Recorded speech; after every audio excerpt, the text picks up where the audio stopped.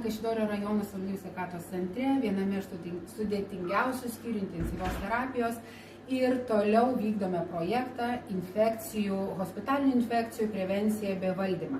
Šio projekto metu įgyjame ne tik tai patirties teorinių žinių įgyjame, praktinių žinių įgyjame nemažai priemonių, kurie gerina mūsų darbą, stiprina saugą, apsaugo pacientus ir pačius darbuotojus nuo įvairių infekcijų. Taigi, vienas iš tokių priemonių, kurių įsigijom, tai yra automatiniai rankų dozatoriai, kurie dozuoja tikslų dezinfekcinio tirpalo kiekį ir jie yra pakabinti visose vietose, kur yra pavojingiausios arba, kitaip tariant, tos vietos, kurios labiausiai reikėtų atkreipti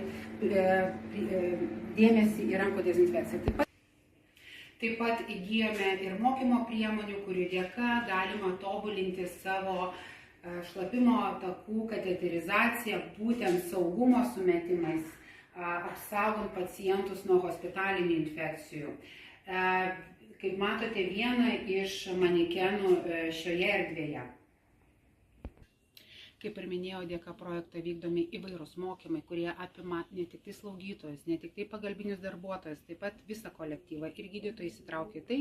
Tai mokymai tiek vidiniai, tiek išoriniai, kviečiam dėstytojus iš kitų miestų, filmuojame filmukus su savo darbuotojais ir leidžiame juos interaktyviai žiūrėti įvairiom priemonėm. Tai šitas projektas suteikia mums ir naudos, ir žinių, ir pasitikėjimo, ir aišku, saugumo jausmo tiek patiems darbuotojams, tiek ir pacientams. Esu Edita Skrakodienė, slaugos ir palaikomo gydymo skyriaus vedėja, gydytoja. Labai džiaugiuosi, kad turiu galimybę dalyvauti kartu su komanda šitame projekte. Mano manymu, šitas projektas turės labai didelės įtakos mūsų įstaigai ir ypatingai jo pabaigoje mes galėsime pasidžiaugti gerais rezultatais, sumažintant infekcijų riziką. Mūsų pasirinktas buvo pagrindinės dvi sritys, tai rankų higiena ir šlapimo kateterių priežiūra. Kas yra, aš manau, labai svarbu kiekvienam skyriuje, bet tai yra ypatingai svarbu slaugos ir palaikomo gydymo skyriuje. Ir mūsų naujai parengtos tvarkos, susipažinus su jomis, aš manau, kad tikrai sumažins infekcijų riziką kiekviename mūsų įstaigos skyriuje.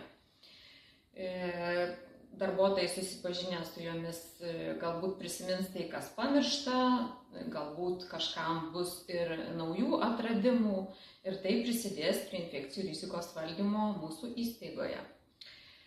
Su kokiais iššūkiais susidūrėme? Turbūt pagrindinis iššūkis yra, kaip ir visur, laiko stoka, nes kiekvienai tvarkai, bet kuriai tvarkai naujai reikia pakankamai nemažai laiko ir išteklių. Tai pagrindinis dalykas. Toliau, kaip aš vertinu sukurtų mūsų pridėtinės vertės, tai yra atmintinių mokomųjų filmukų efektyvumą. Tai aš manau, kiekvienas naujas dalykas, kad ir senas primirštas, naujai atkurtas, jisai turi savo įtaką ir visuomet turės teigiamą įtaką, nes mes prisimenam tai, ką pamiršę, arba sužinom kažką naujo. Tai kiekvienam mūsų darbuotojui, kiekvienas nauja informacija tikrai turės teigiamos įtakos mūsų įstaigos infekcijų rizikos valdymui. Sveiki, esu skubios medicinos gydytoja ir priėmimo bei skubios pagalbos skyriaus vedėja Daiva Leskova. Šitame projekte atlikau pakankamai nemažai funkcijų. Iš tikrųjų, matau didelę svarbą šito projekto esmės, nes hospitalinių infekcijų prevencija ypatingai atrodytų, ar ne, skubios pagalbos skyriuje nėra tokia svarbi, bet iš tikrųjų yra atvirkščiai, todėl kad mes gauname pacientus atvežtus ir iš kitų ligoninių, kur jau jie gali atvykti su turimom tokiom infekcijom. Taip pat mažesnėme rajone tie pacientai neretai cirkuliuoja per trumpesnį laiko tarpą, papuola į tą stacionarą dažniau negu vieną kartą per 3 mėnesius ir taip pat turime įtarti ir atitinkamai elgtis. Tai tai elgsenai be abejo yra labai svarbu rankų higiena, sterilumas, švara, ar ne, kad nuo vieno paciento prie kito nekeliautų tos infekcijos. Tai ypatingai pradėjus man dirbti šitoje ligoninėje, tikrai atkreipėme dėmesį, mokinomės, kalbėjom apie tai, kad privalome dirbti su pirštinėm, turime apdoroti rankas, negalime šokinėti nuo vieno paciento ant kito, nepaisant to, kad ir srautas ir krūvis kartais būna tikrai didelis.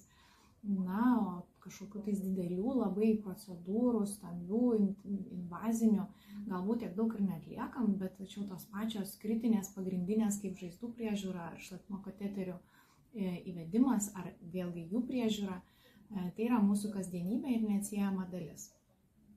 Tai, na, iššūkiai su šitu projektu tai buvo, nepasakyčiau, kad kažkokie dideli, tikrai mūsų ligoninėje dirbantis gydytojai ir žmonės dalyvavę projekte. Visi buvo motyvuoti, tikrai pavyko ir susirinkti, ir aptarti būtent mūsų įstaigos kažkokius subtilumus, ypatumus ir galimybės ir atsižvelgti be abejo jau į pasaulyje vyraujančias rekomendacijas. Tai svarba 10 balų, sunkumų gal tik tai 9 kokie, nedaug, ar ne? Na ir rezultatai, tikėkimės, bus naudingi ir saugus mūsų pacientam.